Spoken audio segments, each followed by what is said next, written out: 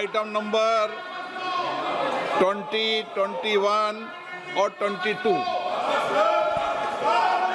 महोदय, मैं प्रस्ताव करता हूं कि भारत के संविधान का संशोधन करने वाले विधेयक को पुनर्स्थापित करने की अनुमति दी जाए।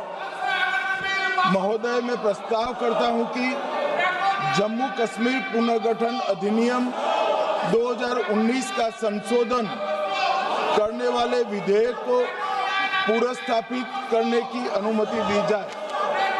महोदय, मैं प्रस्ताव करता हूं कि संघ राज्य क्षेत्र शासन अधिनियम 1963 का संशोधन करने वाले विधेयक को पुनर्स्थापित करने की मंजूरी दी जाए।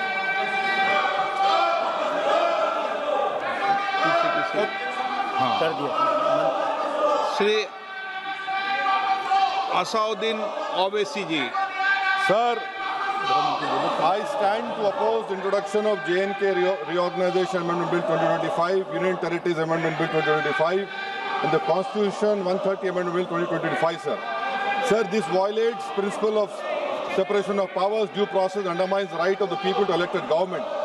Sir, it gives executive agencies a free run to become judge and jury executioner based on flimsy allegations, suspicions, sir.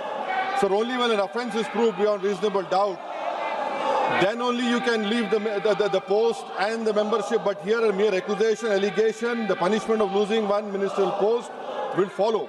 Sir, parliament democracy's chief ministers and ministers can only be removed through true means. First, executive prime minister can recommend their removal if the second council of ministers lose confidence of the legislature. Now this bill would empower the unelected executive bureaucracy to play the role of legislature. Sir, it undermines representative parliament democracy. This amendment would leave the minister and CM at the mercy of executive agencies. The severity of the amendment is not only in the fact that one loses their position if they are arrested, but even if they are detained. Detention and administrative action doesn't require an offence to be made. Sir, the chief minister will not be able to accountable people.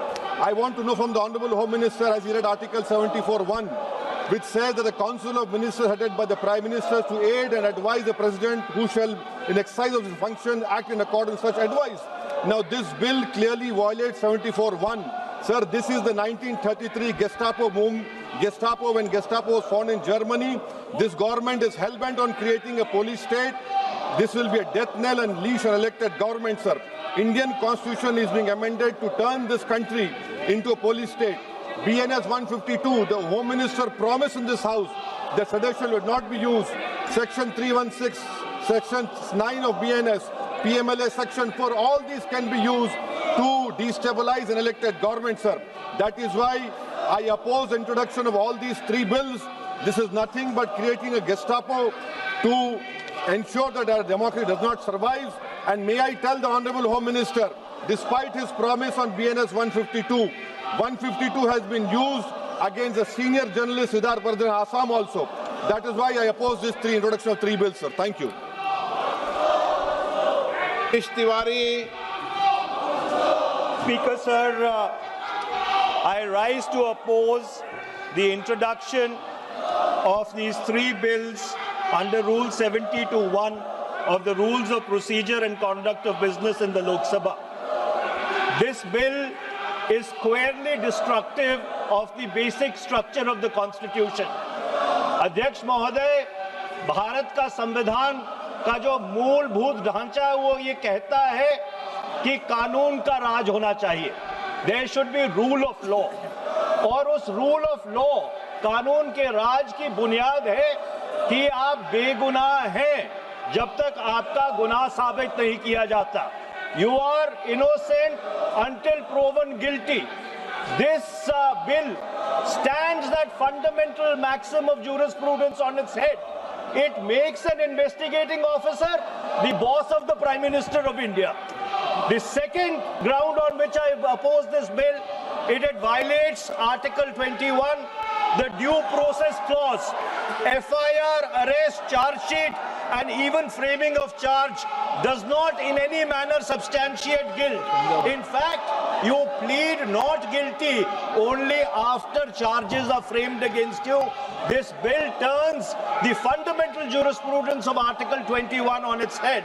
Number 3, it distorts parliamentary democracy, which is again basic structure, by displacing will of the people through mere custody, bereft of judicial determination. अध्यक्ष जी, ये बहुत ही संवेदनशील विधेयक है. मेरे 2 बिंदु और हैं, मुझे कृपया. ओके. चौथा, on the fourth ground is it opens.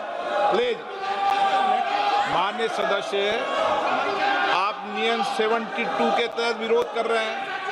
अध्यक्ष जी बिल्कुल. जब कभी बिल आपका सदन में आए, जब आप डिटेल में चर्चा करें. अध्यक्ष जी, अभी नियम 72 के विरोध के बाद सारांश बोलने की परमिशन दिए.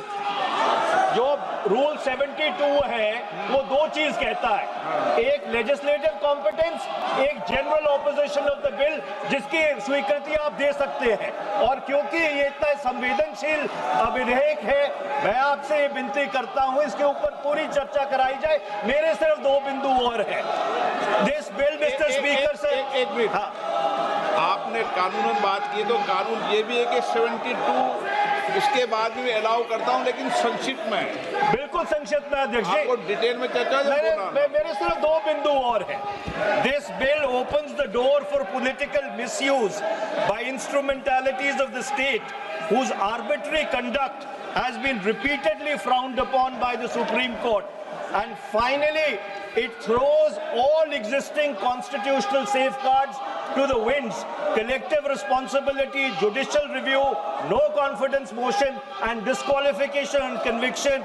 And this makes this amendment excessive, unnecessary, and unconstitutional. इसलिए मैं इन तीनों विधेयकों का पुरजोर विरोध करता हूं और गृह मंत्री से मैं ये आग्रह करना चाहता हूं कि ये तीनों विधेयकों को वापस लिया जाए. NK. Premachandran.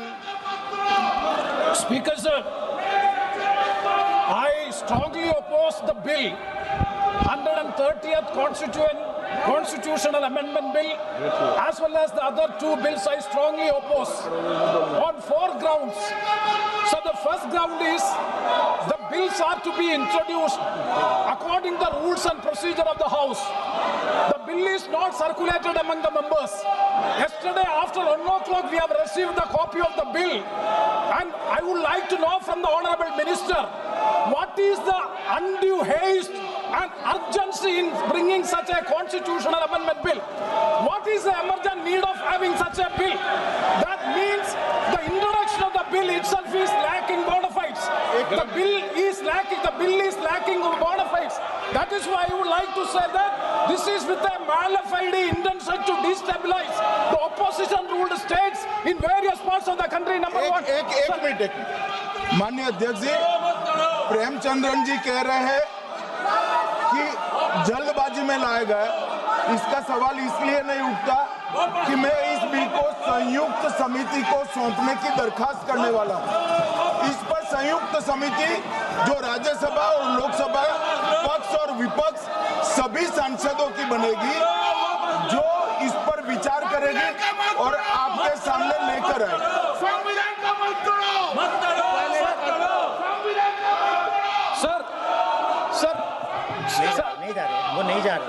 Sir, I do agree with the Honorable Minister, but at the same time, the members are having the right to oppose the bill at the time of introduction. This is the legitimate constitutional right of each and every member to oppose the bill at the time of introduction of the bill. That is being contained. That is the problem which I am trying to say. And the second one is that is disqualification. Shri Venugopal.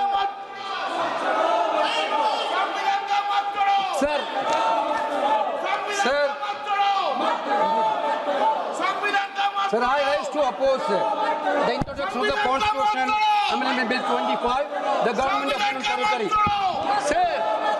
Sir, this bill is this bill is to sabotage the federal system of this country. This bill is to sabotage the basic principle of the constitution of this country. Sir, BJP people are telling this bill is to bring morality in politics. Can I ask a question to the Honorable Home Minister? When he was the Home Minister of Gujarat, he had been arrested, sir. Whether he took the morality of that point of time, ये विषय नहीं है माननीय सदस्य। morality of that point of time. गृह मंत्री जी, अब मुझे सुनो जरा, मुझे सुनो गृह मंत्री जी, मुझे सुनो ना, पहले बैठ जाओ। प्लीज। हाँ, गृह मंत्री जी।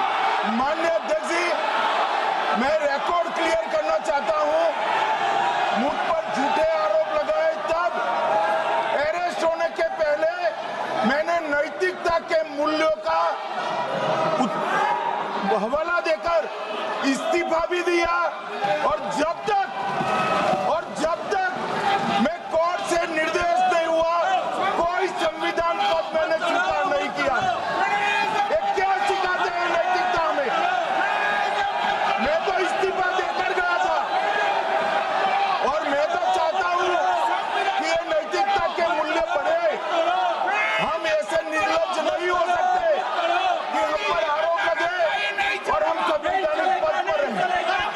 अरेस्ट के पहले मैंने इस्तीफा दिया है। माननीय सदस्य, आप बिल पर बोलिए। Yeah. आप 72 के नियम के तहत बोलिए। Sir, this name है आपका डायरेक्शन है। 19 आप 72 नियम के तहत बोलिए। सर माइक नहीं है सर। नियम के तहत बोलो आप 72। सर दिस आपका डायरेक्शन है 19A 19B। हाँ है। साफ्ता राउंड कॉल भी है। हाँ। Very clearly telling at least 1 week notice is needed for introducing a bill. Sir, I am telling that this bill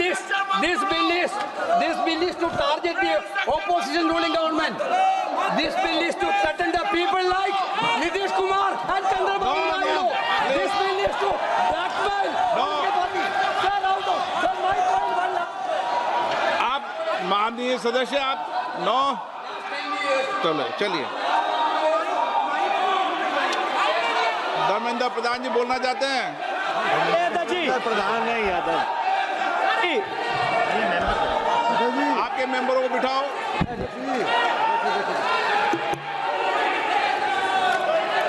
धन्यवाद अध्यक्ष जी। मैं ये जो तीनों के तीनों विधेयक आए हैं, संविधान का 130वां संशोधन विधेयक 2025, 1 मिनट, संघ राज्य विधेयक, देश देख रहा है आपको। संघ राज्य शासन विधेयक 2025, जम्मू कश्मीर पुनर्गठन विधेयक 2025, इन तीनों का माननीय अध्यक्ष जी अपनी पार्टी, अपने नेता आदरणीय अखिलेश जी की ओर से पुरजोर विरोध करता हूं। और विरोध इसलिए